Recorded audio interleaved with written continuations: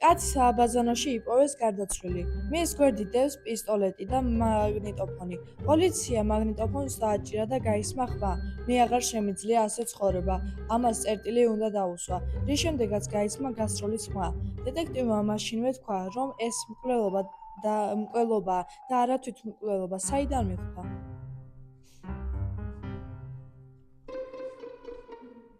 მე ვიცი. ის რა ქვია, ანუ შეიძლება ძალითად ქმევინეს, რომ უნდა თქვა, რომ თავი უნდა მოიკლო და მაგიტომ მოკლეს თვითმკვლელობა მაგიტომ. ანუ თვითონ არ ჩაწერდა ხმასო, ის ვერ გამოჩენილი იყო თვითონ ჩაწერდა. კაი, ეხა პასუხი.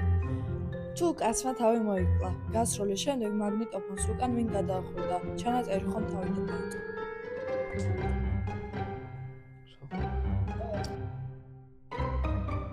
მე ყოველთვის მოგყვები, სადაც არ უნდა წავიდე, მაგრამ ვერასდროს შემიხები. მე არ მაქვს წონა, მაგრამ შემიძლია დაგანახო, რა ფორმა გაქვს.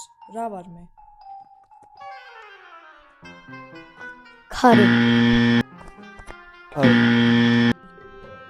პასუხი არის ჭრილი. წარმოიდგინე, რომ გარბი ხარ და გაასწარი ბოლო ადგილზე მყოფ მორბენალს. შესაძლებელია ეს? არა, იმიტომ რომ ბოლოს უკან არავინ არ არის. არა. მეოთხე. სიკვდილმისჯილ პატიმარს თავაზობენ არჩევანს სამ ოთახს შორის. პირველში დიდი ხანძარია, მეორე სავსეა მკვლელობით, რომლებსაც ავტომატები აქვთ. მესამეში არის 10 ლომი, რომლებიც 3 წელი არაფერი უჭამიათ. რომელი ოთახია ყველაზე უსაფრთხო? ლომების ოთახი არის უსაფრთხო, იმიტომ რომ 3 წელი თუ არ ჭამეს მოკდება. ლომების ოთახია. აი, მესამე ოთახი ლომებით. ლომები, რომლებსაც 3 წელი არაფერი უჭამიათ, დიდი ხნის მკვლელები იქნებოდნენ. შესაბამისად, იქ საფრთხე აღარ არსებობს.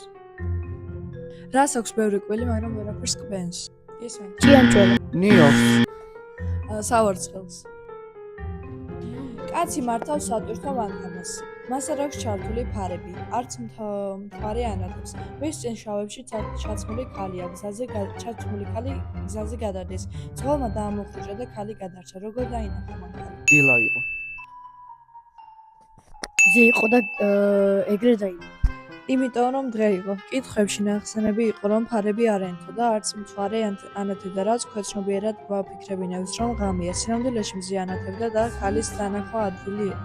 რა არის ისეთი, რასაც ხშირად უსვამენ კითხვებს, მაგრამ თავად არასდროს პასუხობს. თუმცა მისი დახმარებით სხვას ელაპარაკები.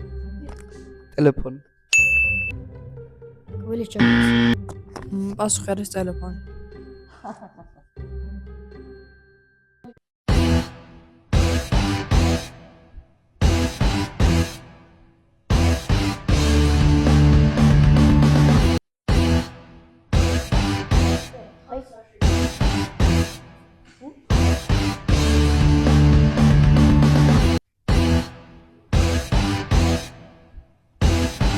ახტება მამაო, ჩემი დედა